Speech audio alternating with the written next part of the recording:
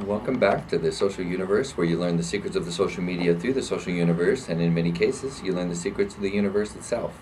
And we also want to, before we get started in the show, we want to say thanks to all of our advertisers that advertise on the show and make this show possible for you. We want to thank Crescendo for bringing a program to all of our listeners that if you need a free website, all you have to do is call 480-296-1776 and they'll create one for you. And also, we want to say thanks to Glendale Flowers for taking care of all of our floral needs, and we recommend that you do the same. And we also, once in a while, we use PJ's Flowers, and even though they're a more minor advertiser, they do a great job for us. If you are in that side of town in 19th Avenue and Northern, I'd recommend stopping by, and Tony is a wonderful person there if that's a little bit closer to you. We also want to say thanks to Crescendo for all that they have done for us on the telecom side. They have a great phone system that normally cuts costs in half for small business owners, all the way through to large clients. And the next week we should be saving a large law firm in the area that we referred Crescendo over to about $4,000 a month. So if you don't have a $4,000 a month phone bill, we probably can't save you that much money. But if you have an $8,000 a month phone bill, we probably can. So feel free to give us a call and we'll get you connected at 480-296-1776. We also want to say thanks to Planet Beach. After a very long day yesterday, I actually worked out at another one of our sponsors' locations, Orange Theory. I'm going to be talking about that a little bit later in the show. Wonderful, wonderful experience. I'd recommend going down there. I lost 10 pounds in my first week. So it was just a wonderful experience there, and they have a great advice to give. But after working out, I went up to Planet Beach on my way home, and they have a chair massage there that is the most amazing thing ever. I would much rather have that chair massage than a lot of the massage therapists that are out there. Now, I do need to share with you that if you have a massage therapist that takes care of you from the standpoint of healing and is truly a therapist from the standpoint of doing physical therapy with you and working on getting injuries recovered, then okay, great, stick with them. But if you just like to have a great massage, masseuse that never gets tired, that would be the chair. I absolutely love that thing, and it was about 15 minutes, and I went home very relaxed. My wife didn't even know that I snuck over to the massage chair. Had a great experience, and I was in a very good mood when I went home. So she loves that part. Dad comes home the kids love it when I come home and I'm happy. So if you feel like you need a little of a pick me up before you go home and want to face your family in a very happy way, I recommend Planet Beach. So the last group of people that we want to thank are all of you who are listening, who are listeners. Without you, we couldn't do it either. So we appreciate all of you who have tuned in, and we are in for a real treat today.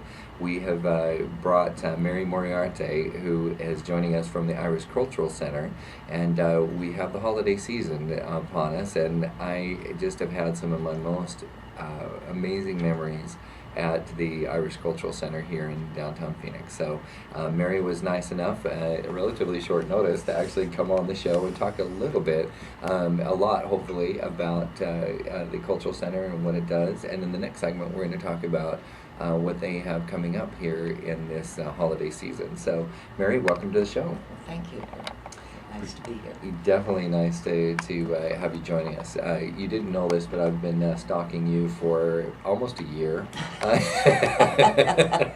actually caught her yesterday, along with a couple other people that were stalking the center, because it's a beautiful, beautiful place. Tell us a little bit about how did you get such a beautiful cultural center set up? I don't think there's a better cultural center in all of the Phoenix area than that. Well, we are very, very fortunate. Through the Gotta eat the microphone. It's a public-private partnership between the City of Phoenix Parks and Recreation Department, because we are in Margaret Hans Park.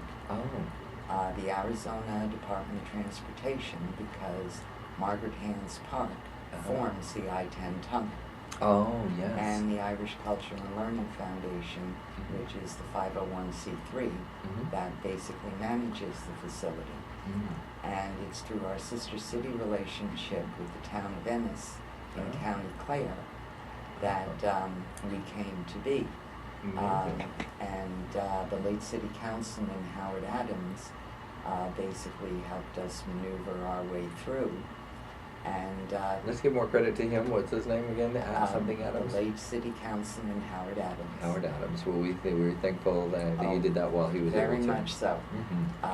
He kind of knew the ins and outs of the city, and the city was trying to basically bring back the downtown area.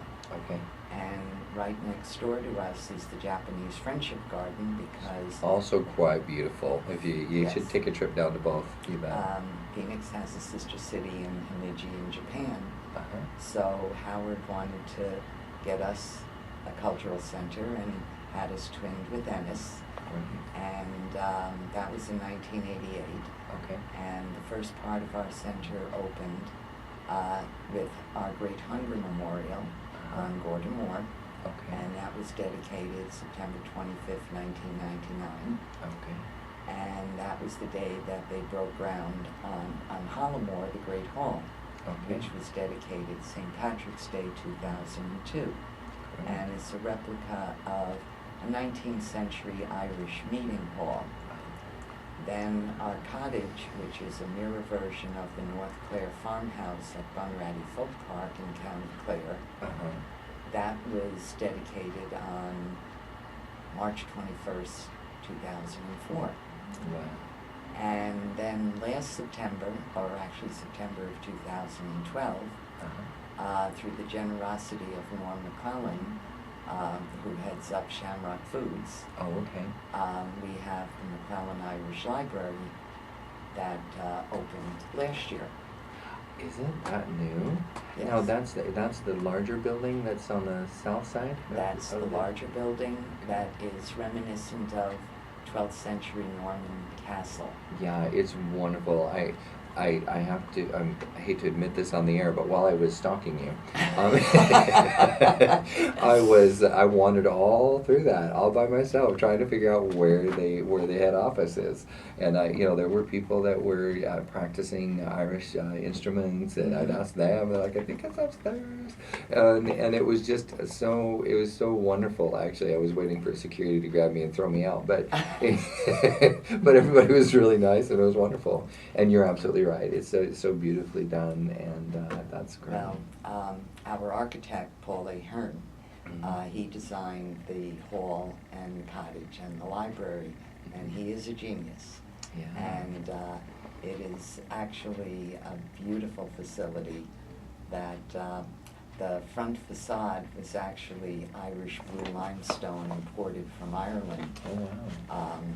Frank McCormick from Irish Natural Stone, who did the headstone for Annie Moore back in New York, first immigrant through Ellis Island.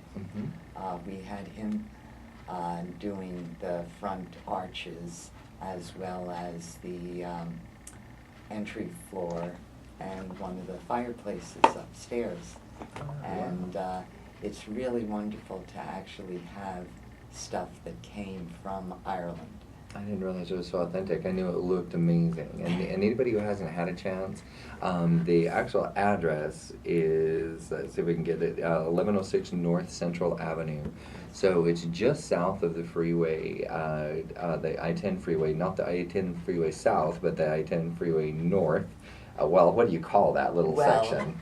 We're actually on top of the I-10. There we go. It just feels like it because you have to get off the freeway to go there, but yeah. Right. We're on the west side of Central between McDowell and Roosevelt. Those are our main cross streets. Okay. And but Margaret Hans Park forms the I-10 tunnel, and we're in Margaret Hans Park. Okay. So we're actually, when you're going through the tunnel, we're on top.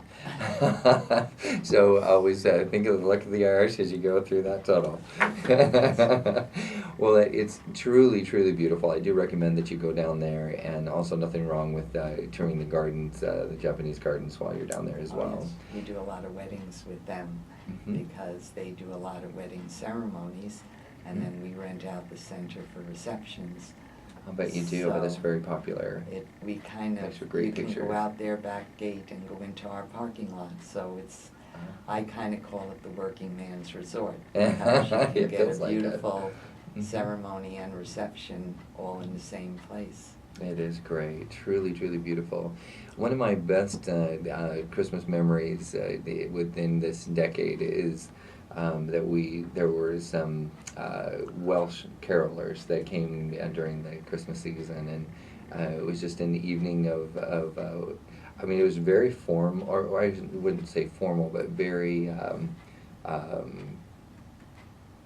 what would I say? They were native Welsh carols, Right. and so Americans may not have recognized several of them, but they were all very, very beautiful. Things a little bit more the sound of the Coventry Carol and some of those sounds, and I absolutely loved it. And they had wassail and cider and just it was, I couldn't have had a more authentic experience of what a lot of us picture what would have been an actual Celtic Christmas. Mm-hmm. And that's one of my favorite types of music during Christmas time is Celtic music. So it had a huge impact on me. So I always wanted to be able to find out who was behind the scenes on that. And then as I've throughout this last year, I've been stalking you to try to get you on the show. So that was the reason. Well, I'm glad that you found me. Yeah, absolutely. My wife loved it as well. We just are so excited to get back involved. Well, we do teach the Welsh language. Oh, really? So this way you might understand what the carolers are actually singing. Yeah, good point. And we teach the Irish language. Mm-hmm. We have our Academy of Irish and Celtic Studies. Uh-huh. And aside from the Irish and Welsh language, we teach about 10 different instruments, as well as Ceilidh and Irish step dancing. Oh, you teach the Irish step dancing as well? We teach a beginner's course. I would love that. So this is kind of the Lord of the Dance style. This is leaping 2 foot off the ground, Uh-huh. although not in the beginning. Oh, okay. But we do have an adult as well as a children's class. Wow. So you could come down and take that class. I think we should. I think it would be absolutely great. My son is in the Phoenix Boys Choir, and he's just recently acquired a taste for dancing. My older son just got into high school, and he's started to do some country dancing. And I think it would be fun to take him down. In that case, what you should do is come to our second and third Friday Ceilidhs. Okay. We have live music, Uh-huh. and we walk everybody through the dancing. Okay. And it's not river dance, you're not jumping 2 foot in the air. Yeah, nor pointing our arms in the air. No. And it's basically the type of dancing that would have been done in the houses years ago in Ireland. When they would have had house parties simply because they were out in the country and it was too far to go into town to go to a dance. Sure. And second and third Friday, we have a caller. Okay. So we kind of walk you through the dances, and then she That's calls. wonderful. So you don't have to know what you're doing. Uh-huh. All ages, all ability. It's just a wonderful night. So it's second and third Friday? Second and third Friday. I'd recommend everybody else go down there too. That sounds so much fun. I think I'm Yes. going to do that very thing. Well, that is great. I think we're getting really close to coming up time for break. And so I want to just cover one small topic before we move on. And that is that if somebody goes to the Cultural Center, what are the hours? When do they know when they can actually come and tour the grounds? We are open to the public from Tuesday through Saturday from 10 until 3. Okay. And that also includes the McClellan Library. Mm-hmm. Our gift shop is usually open Tuesday through Friday until 6. And then we're there a lot in the evening because we have the academy classes as well as different meetings and private rentals that go on. Okay. But they can always look up our website, azirish.org, Mm-hmm. or call the office at 602-258-0109. Which is what I finally did do. I do recommend, rather than stalking the place, just call the front number, because it was funny. I was standing outside the gates. I went to using the social media. I went into Google Maps and typed in the Irish Cultural Center, and lo and behold, Mary answered. So much easier just to call than to try to stalk the grounds and then go to the grounds afterwards. Very good. Well, learn the lesson the hard way. We have a lot of great events coming up. We're going to be doing our annual winter solstice on December 21st. Which is an amazing experience, and I want to spend more time on it. When we come back from break, we're going to talk about the winter solstice and a little bit how all that mix got into the Christmas season, and there's some differentiation, which I love. So I'm going to, when we come back from break, we're going to talk more about that. Don't go away. We'll be right back.